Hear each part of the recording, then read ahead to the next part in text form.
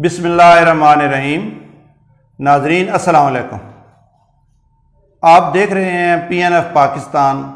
और मैं हूं मलिक एजाज जसिया। नाजरीन, सऊदी अरब ने पाकिस्तान के अंदर बड़ी इन्वेस्टमेंट करने का इरादा जाहिर किया है। आप जानते हैं कि इससे पहले सऊदीया ने पाकिस्तान के अंदर एक ऑयल रिफाइनरी लगाने का ऐलान किया हुआ है और जिसके मामलात जो हैं वो फाइनल स्टेजेस के ऊपर हैं और वो रिफाइनरी जो है वो 14 अरब डॉलर की लागत से लगेगी। तो उसके मामलात तकरीबन फाइनल हो चुके हैं। लेकिन साथ ही साथ वॉल स्ट्रीट जर्नल जो जरीदा है एक अमेरिका का और बड़ा रिनाउंड किस्म का वो अखबार है,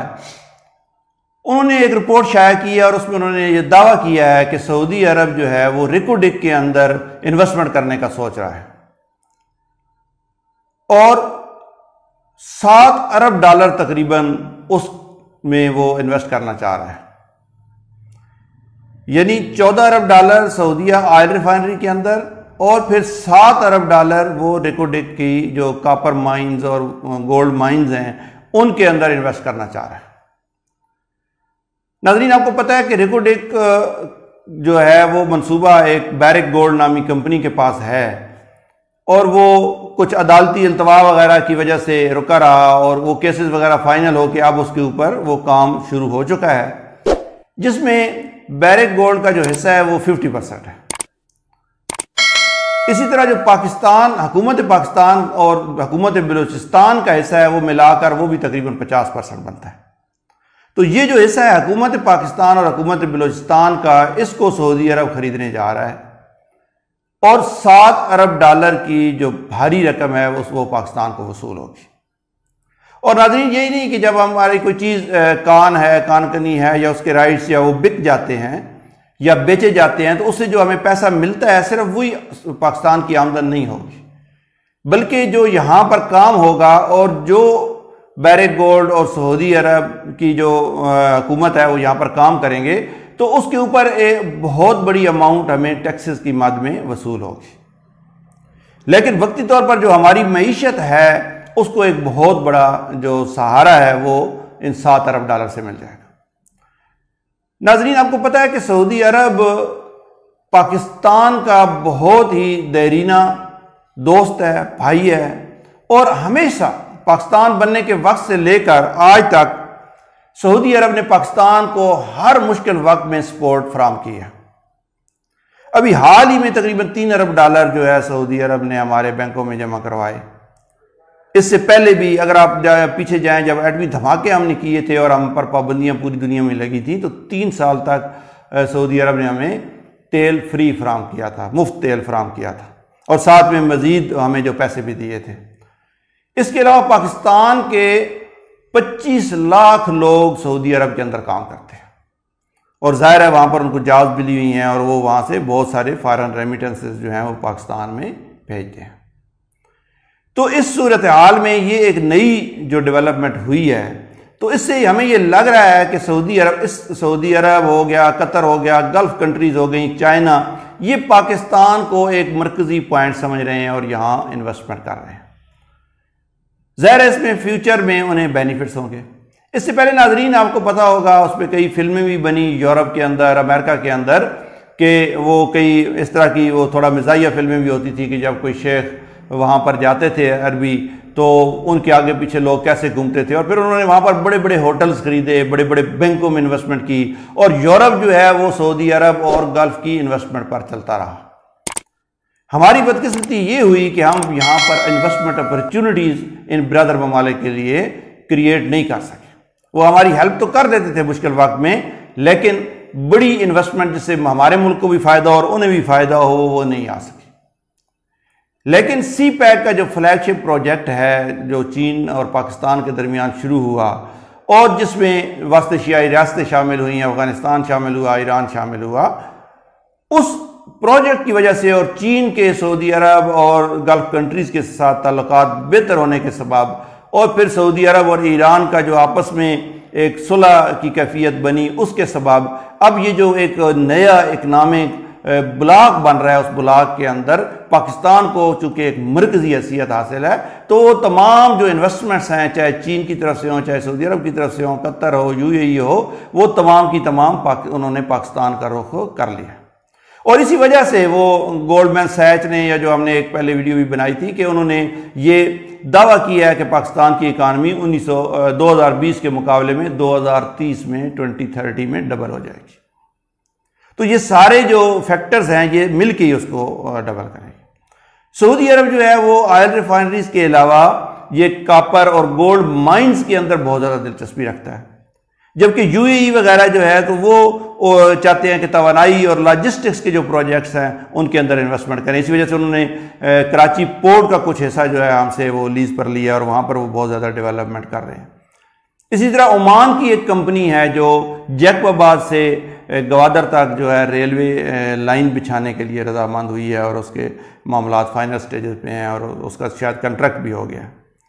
तो ये सारी सूरत हाल देखते हुए हमें ये लगता है कि पाकिस्तान का जो आने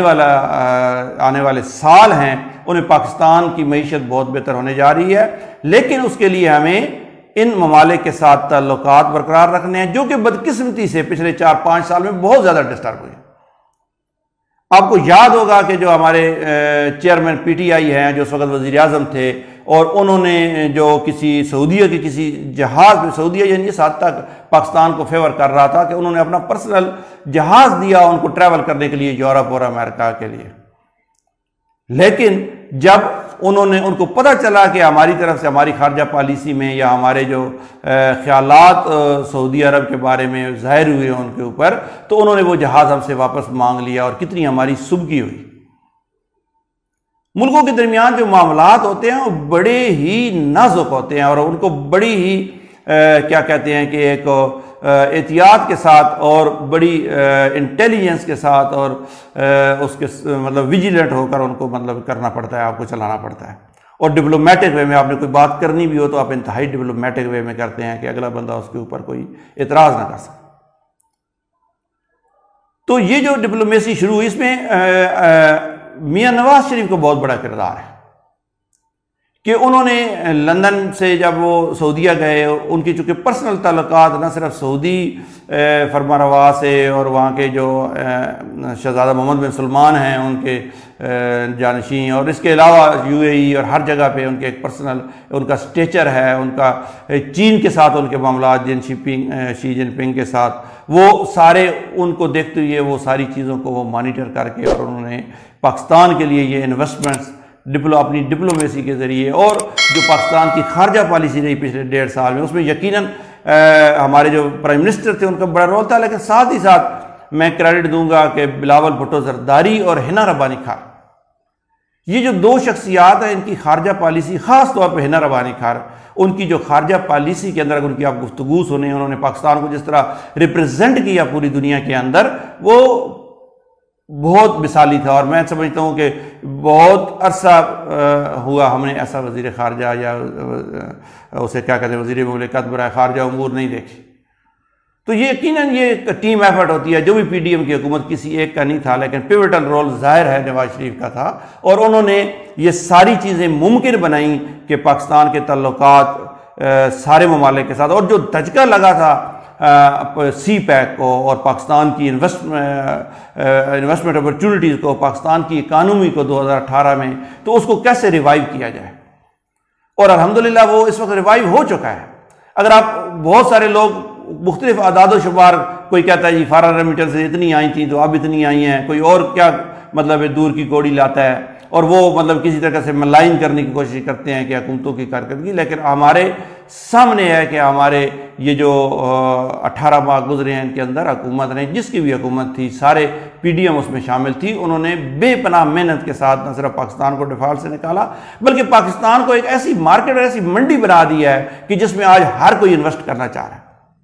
अब जाहिर है हम कहते हैं जी महंगाई नहीं कम हुई, जी फलां चीज़ नहीं हुई, बिजली महंगी होगी, ये सारी चीज़ें फ़ौरन नहीं हो जाती। इस पे जब आपके कारोबार आपका चलेगा, आपकी जो इंडस्ट्री चलेगी, जो इकोनॉमिक जोन्स हैं आपके, चाहे उनमें जो इन्वेस्टमेंट आनी है वो आप सोच भी नहीं सकते कितनी है।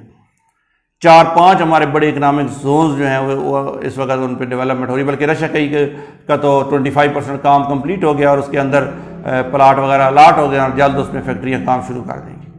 तो इसमें आपकी बेरोजगारी कम करने के लिए, और फिर इस बरामदात जो पाकिस्तान की पहली दफ़ा हम पहले देखते थे यूएई में, सऊदीया में, कि वहाँ पे पाकिस्तानियों के भी बड़े उनके साथ ताल्लुकात हैं और मुसलमान ममालिक हैं, लेकिन वो गोश्त भी इंडिया से मंगवा रहे होते थे और बहुत सारी चीज़ें ऐसी। तो अब पाकिस्तान ने वो स्पेस हासिल की और अब पाकिस्तान ने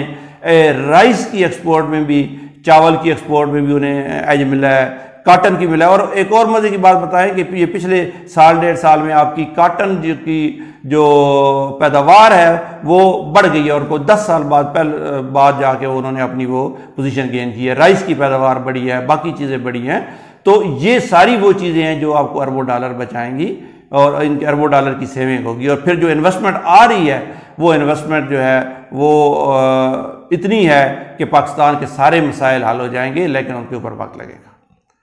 और उसके लिए हमें उसकी तैयारी भी करनी है और उसके साथ साथ हमने उसे उन चीज़ों को लेकर चलना है और उनको समझना है। हम बार बार इसके ऊपर वीडियोस इसी वजह से बनाते हैं कि हमें इन चीज़ों की समझ आ जाए कि ये हो क्या रहा है या होने क्या जा रहा है। हम फिर किसी तजर्बे का शिकार होकर अगर इसको सी पैक को और सारे इन्वेस्टमेंट और सारी चीज़ों को रोक देंगे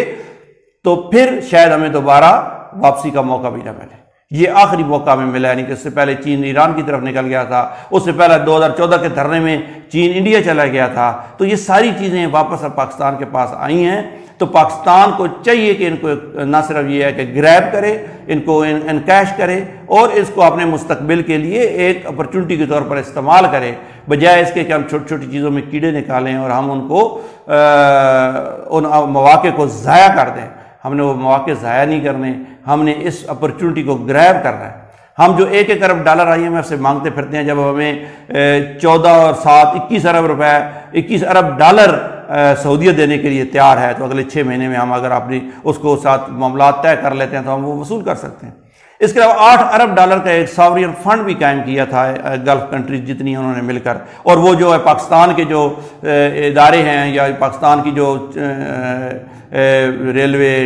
इसके अलावा PIA और इस तरह के इदारों में इन्वेस्ट करना चाहते हैं, वो इदारे जिन पे हुकूमत पाकिस्तान अपनी तरफ से अरबों रुपया खर्च करती है, हर साल खसारे में जाते हैं, तो उनको प्राइवेटाइज करके हम उनसे ना सिर्फ ये है कि अरबों डॉलर डायरेक्ट ले सकते हैं, बल्कि बाद में उनकी इनकम से हम इनकम टैक्स भी ले सकते हैं। अपना बहुत सारा ख्याल रखिएगा नाजरीन। आपका वीडियो को आखिर तक देखने का बहुत शुक्रिया। अल्लाह हाफ़िज़।